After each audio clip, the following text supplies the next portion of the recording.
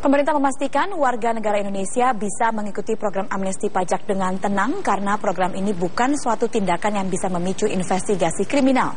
Hal ini menyusul adanya rencana pelaporan oleh bank di Singapura kepada kepolisian setempat sebagai tindakan transaksi mencurigakan bila nasabah WNI mengikuti teks amnesti. Pemerintah kembali menekan peluang kekhawatiran wajib pajak mengikuti teks amnesti.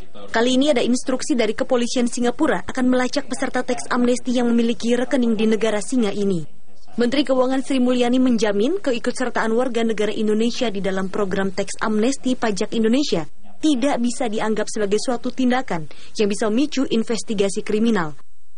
Pemerintah Indonesia sudah berkoordinasi dengan pemerintah Singapura yang justru mendorong keikutsertaan nasabah WNI di Singapura ikut teks amnesti. Teks amnesti di Indonesia tidak bisa dijadikan alasan bagi para wajib pajak di Indonesia untuk tidak melakukan atau ikut di dalam program amnesti, teks amnesti ini karena khawatir akan dilakukan pelaporan tersebut. Saya menegaskan sekali lagi bahwa kami akan terus bekerja sama dengan pemerintah Singapura untuk menutup seluruh kemungkinan menggunakan berbagai alasan, baik yang di sini maupun di pemerintahan Singapura, bagi para wajib pajak Indonesia untuk tidak mengikuti teks amnesti.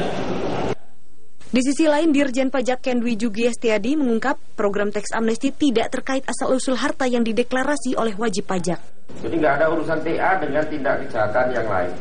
Dan data dari TA tidak dapat digunakan untuk penyelidikan, penyidikan, penuntutan tindak pidana lain. Itu pasal berapa?